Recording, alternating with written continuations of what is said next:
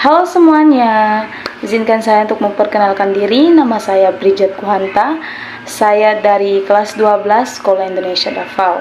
Kami akan menjelaskan tentang isi EYD atau ejaan yang disempurnakan. Selamat menyaksikan. Pembahasan pertama, kita akan membahas tentang tanda titik. Tanda titik digunakan pada akhir kalimat pernyataan. Contoh pertama adalah mereka duduk di sana, titik. Contoh kedua adalah dia akan datang pada pertemuan itu, titik. Nah, selanjutnya juga, tanda titik digunakan untuk memisahkan angka jam, menit, dan detik yang menunjukkan waktu atau jangka waktu. Contoh pertama adalah 10.35.20, yaitu 1 jam 35 menit 20 detik. Contoh kedua adalah 00.20.30, yaitu 20 menit 30 detik. Nah, tanda titik juga bisa digunakan untuk memisahkan bilangan ribuan atau kelipatannya yang menunjukkan waktu. Contoh pertama adalah Indonesia memiliki lebih dari 13 pulau, titik. Contoh kedua adalah penduduk kota itu lebih dari 7.000 orang. Nah, teman-teman, pembahasan kedua kita akan belajar tanda koma. Tanda koma digunakan di antara unsur-unsur dalam perincian berupa kata, frasa, atau bilangan. Contoh pertama adalah telepon seluler, komputer, atau internet bukan barang mewah lagi, titik. Contoh kedua adalah buku, majalah, dan jurnal termasuk sumber kepustakaan.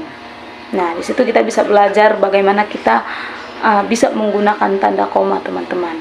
Nah, yang kedua adalah tanda koma digunakan sebelum kata penghubung seperti melainkan dan sedangkan dalam kalimat majemuk pertentangan. Nah, saya akan memberikan contoh.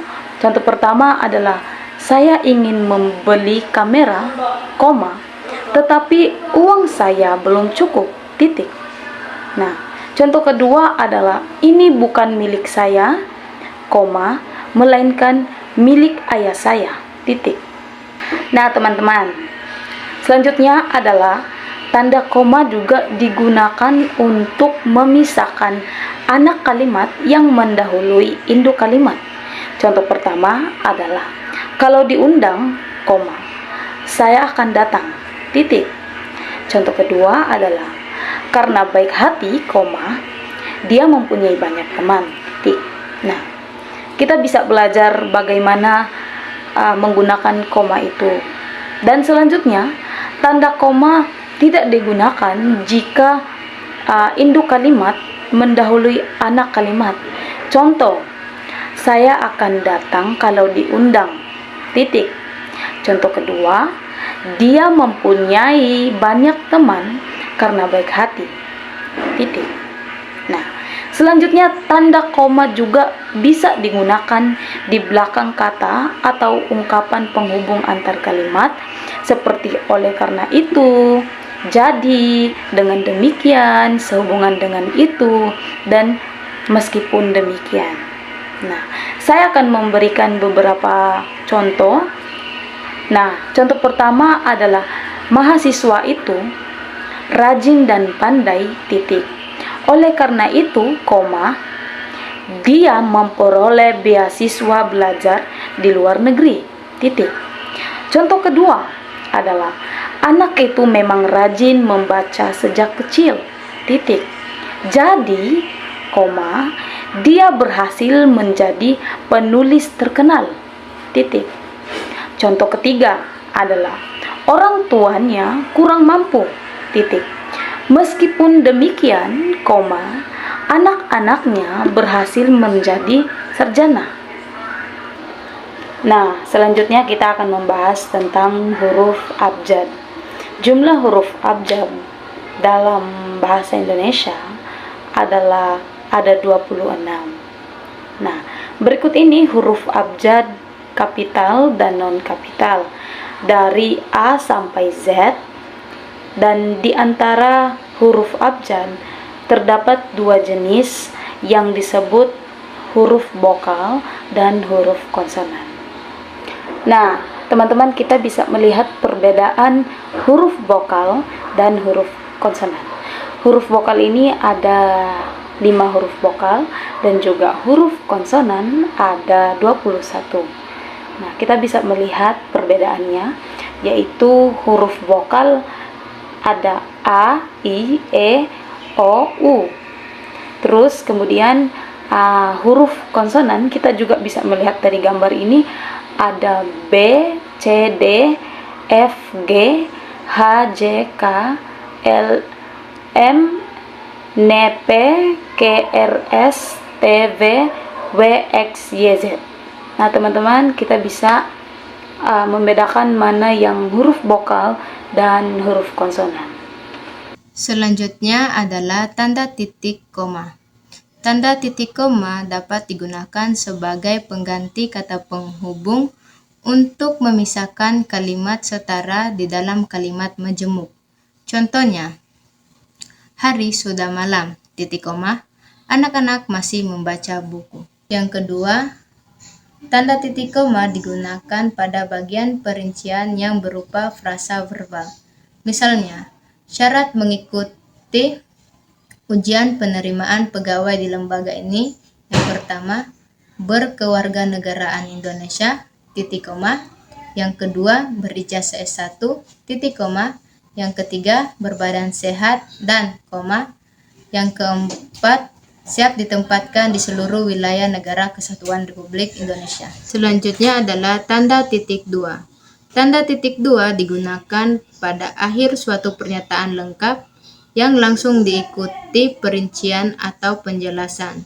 Contohnya, mereka memerlukan perabot rumah tangga, titik dua, kursi, koma, meja, koma, dan lemari, titik. Yang kedua, tanda titik dua digunakan setelah kata atau frasa yang memerlukan pemberian. Misalnya, Ketua Bridget Makaya, Wakil Ketua Jasmani Masalon Barahama, Sekretaris Evelyn Layang, Bendahara Raihan Soehartono.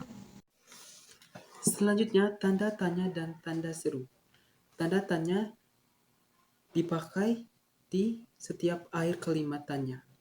Dan tanda tanya dicirikan dengan ada kata siapa, kapan, di mana, apakah, yang mana, dan sebagainya. Dan contoh penggunaan tanda tanya, kenapa kamu tidak mengerjakan PR? Contoh kedua, kapan Pak Golman ke Bandung?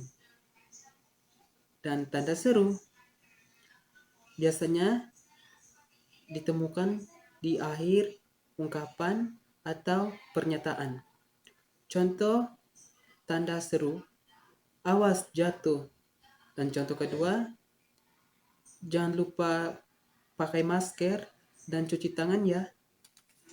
Yang pertama, tanda elipsis. Tanda elipsis digunakan untuk menunjukkan bahwa dalam suatu kalimat atau kutipan ada bagian yang dihilangkan atau tidak disebutkan.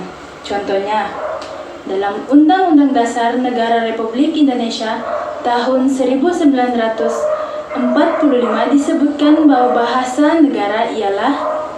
Yang kedua, tanda elipsis digunakan untuk menandai jeda panjang dalam tuturan yang dituliskan. Misalnya, maju, jalan. Dan di sini juga ada tanda petik. Yang pertama, tanda petik digunakan untuk menggapit petikan langsung yang berasal dari pembicaraan, naskah, atau bahan tertulis. Misalnya, merdeka atau mati, seru Bung Tomo dalam pidatonya. Yang kedua, tanda petik digunakan untuk menggapit judul puisi, judul lagu, judul artikel, judul naskah, judul bab buku, judul pidato, atau tema yang terdapat dalam kalimat. Misalnya, pahlawanku terdapat dalam halaman 125 buku itu. Contoh kedua, marilah kita menyanyikan lagu Maju Tak Gentar. Yaitu tanda petik tunggal. Jadi teman-teman, tanda petik tunggal ini adalah tanda baca yang digunakan untuk mengapit petikan yang terdapat dalam petikan lain. Misalnya teman-teman, tanya dia, kau dengar bunyi kering-kering tadi? Nah, begitu teman-teman. Itu salah satu contoh dari tanda petik tunggal tadi. Kemudian tanda petik tunggal ini juga biasanya juga digunakan untuk mengapit makna, padanan ataupun ungkapan. Misalnya teman-teman,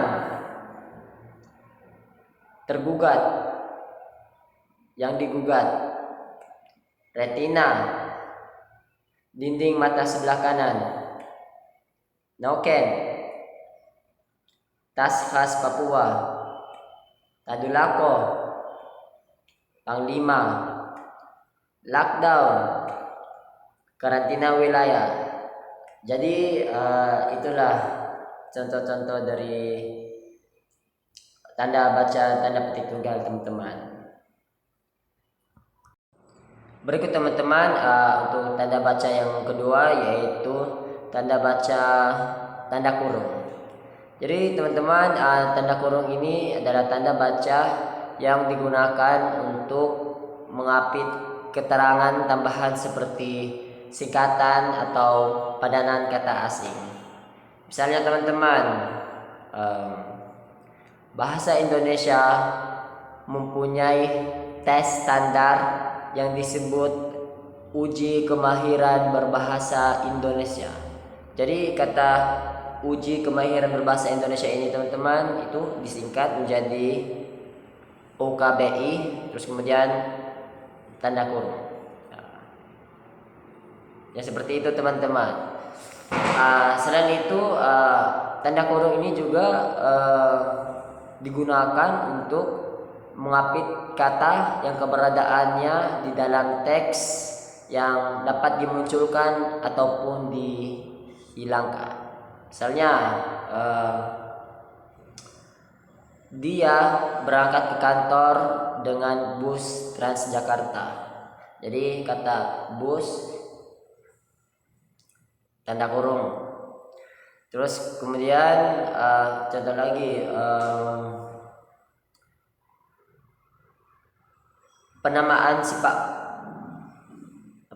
contoh sepak bola penamaan itu berasal dari kota Padang. Jadi kota terus tanda kurung. Seperti itu teman-teman. Dan juga terakhir, dan juga tanda kurung ini juga biasanya digunakan untuk mengapit huruf atau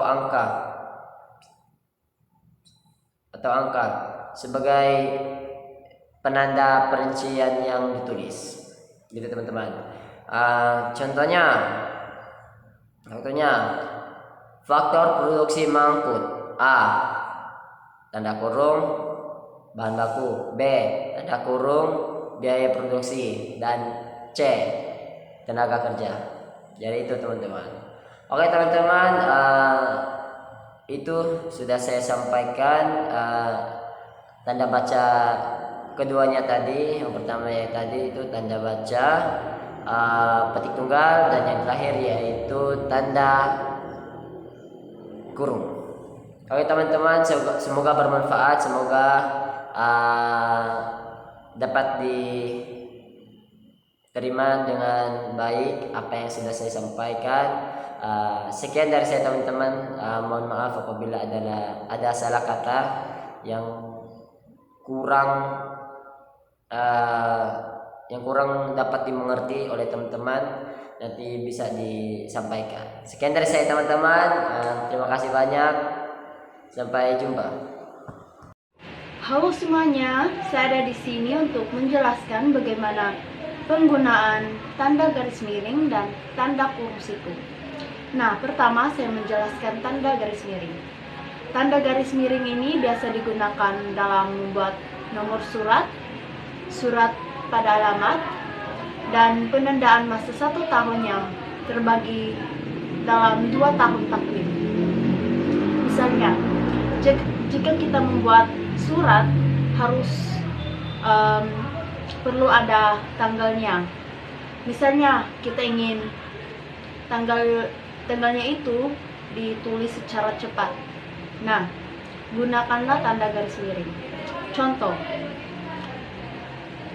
12 garis miring 10 garis miring 24. Artinya itu pada tanggal 12 bulan Oktober tahun 2024.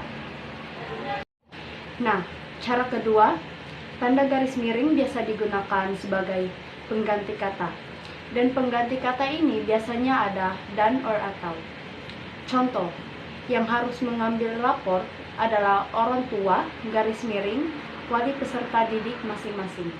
Artinya, yang harus mengambil rapor adalah orang tua garis miringnya itu diganti sebagai kata atau dan wali peserta didik masing-masing. Nah, selanjutnya tanda kurung siku. Dan tanda kurung siku pun ini ada 2 caranya. Yang pertama, tanda kurung siku digunakan untuk mengapit huruf, kata koreksi, atau tambahan atas kesalahan atau kekurangan di dalam naskah asli yang ditulis orang lain. Contoh, penggunaan bahasa Indonesia karya ilmiah harus sesuai buka kurung siku dengan tutup kurung siku kaidah bahasa Indonesia. Nah, makanya kata dengan ini ditaruhin buka kurung siku dan tutup kurung siku karena ini adalah kata tambahan. Nah, cara kedua, tanda kurung siku ini digunakan untuk keterangan dalam kalimat penjelas yang terdapat dalam tanda kurung siku. Contoh, persamaan kedua proses itu perbedaannya dibicarakan di dalam bab 2. Buka kurung siku, lihat halaman 35 sampai 38. Tutup kurung siku. Nah, makanya kata-kata ini ditaruhin buka kurung siku dan tutup kurung siku karena ini adalah kalimat penjelas yang terdapat dalam tanda kurung siku. Nah, sekian dari kami. Mohon maaf apabila ada kata-kata yang kurang jelas. Itu saja. Banyak terima kasih. Halo teman-teman, saya di sini akan menjelaskan bagaimana menggunakan tanda apostrof. Apa sih itu apostrof? Apostrof adalah dapat digunakan untuk menunjukkan penghilangan bagian kata atau bagian angka tahun konteks tertentu. Misalnya, dia akan kusurati. Dark kan itu dari singkatan akan. Selanjutnya, kata dasar. Kata dasar merupakan kata yang belum memiliki imbuhan sehingga belum mengalami perubahan bentuk dan makna. Nah, sebagai contoh kata dasar diantaranya yaitu makan, sapu, malu, baca, titik. Nah, itu yang merupakan kata dasar. Halo teman-teman, pada kesempatan kali ini mari kita sama-sama belajar isi dari EYD atau ejaan yang disempurnakan. Nah, sekarang saya akan membahas tentang perbedaan antara singkatan dan akronim. Nah, singkatan ini adalah pemendekan dari satu kata atau beberapa kata untuk mempersingkat penulisan atau pengucapan. Nah, biasanya ini digunakan untuk mempersingkat nama orang, gelar, sapaan, atau jabatan seseorang. Dan juga biasanya diambil dari huruf-huruf kata depannya. Dan akronim adalah singkatan yang dihasilkan dari potongan awal kata-kata dalam frasa namun biasanya dapat dibaca sebagai satu kata asli. Akronim biasanya dipakai untuk mengingat nama atau huruf yang dikumpulkan agar mudah diingat. Nah, sederhananya, singkatan lebih kependekannya. Tetapi kalau akronim, gabungan suku kata yang terikat. Contoh singkatan yang ditulis dengan huruf kapital serta diikuti dengan tanda titik di setiap unsur singkatannya. Contohnya, H. Hamid, singkatan dari Haji Hamid. Yang kedua, A. H. Nasution, singkatan dari Abdul Haris Nasution. Berikutnya, singkatan termasuk akronim yang terdiri atas huruf awal setiap kata ditulis dengan huruf kapital tanpa tanda titik. Misalnya, KTP. KTP singkatan dari Kartu Tanda Penduduk. PBB, Perserikatan Bangsa-Bangsa.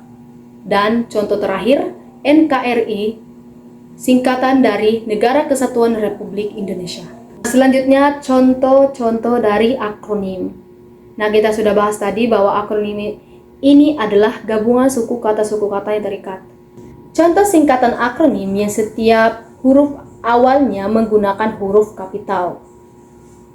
Misalnya, Kalteng, kependekan dari Kalimantan Tengah. Yang kedua, Kaltim, kependekan dari Kalimantan Timur.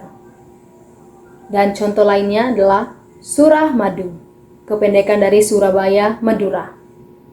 Nah, semua itu menggunakan huruf kapital setiap huruf awalnya. Berikutnya, saya akan membahas tentang perbedaan antara angka dan bilangan. Nah, angka dan bilangan ini adalah dua istilah yang sering digunakan dalam matematika, tetapi memiliki makna yang berbeda.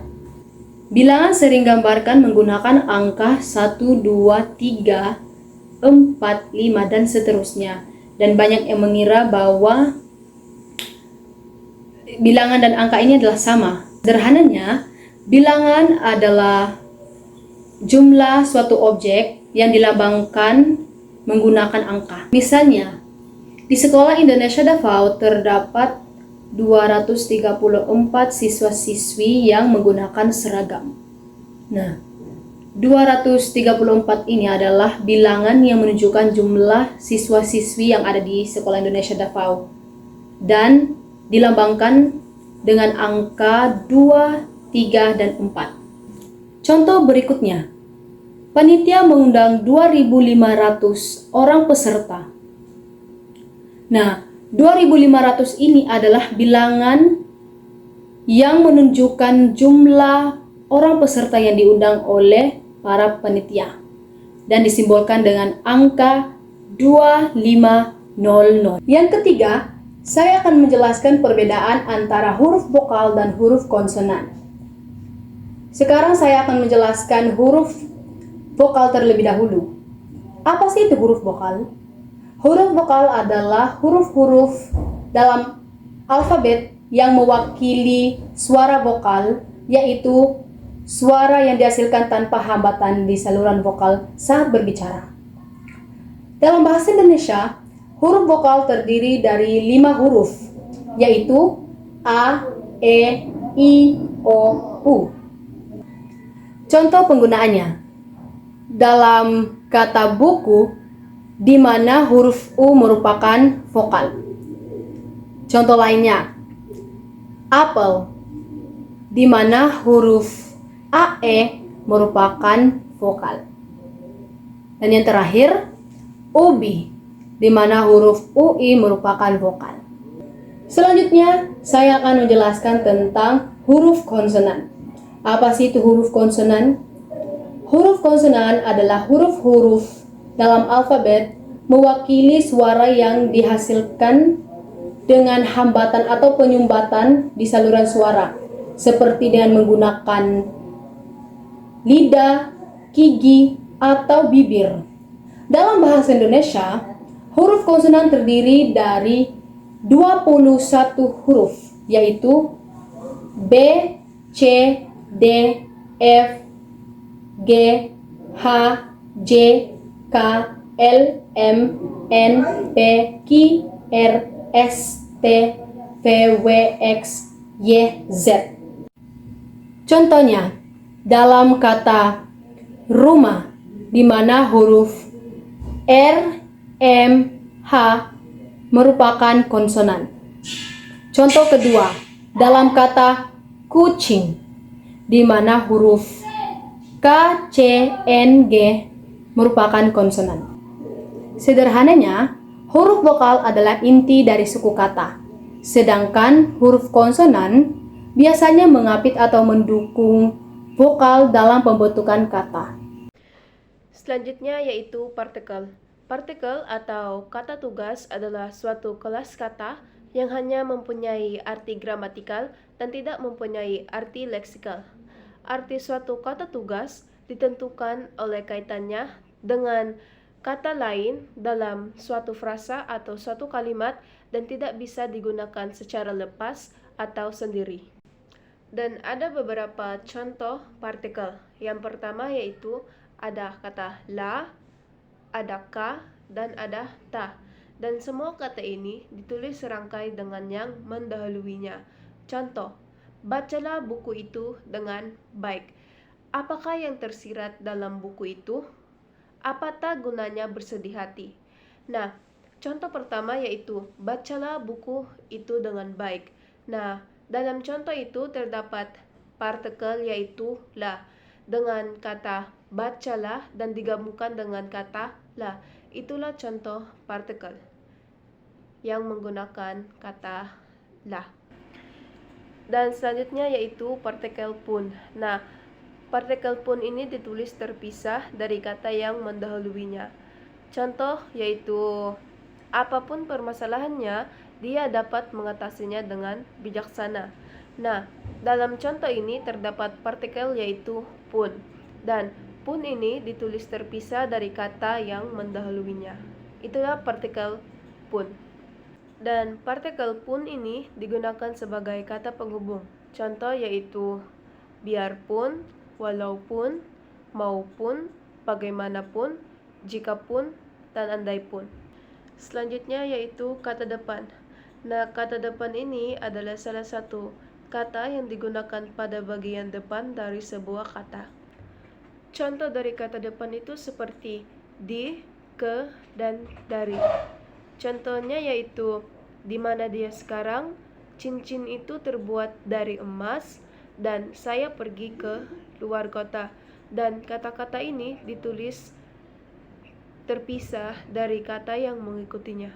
Itulah contoh dari kata depan.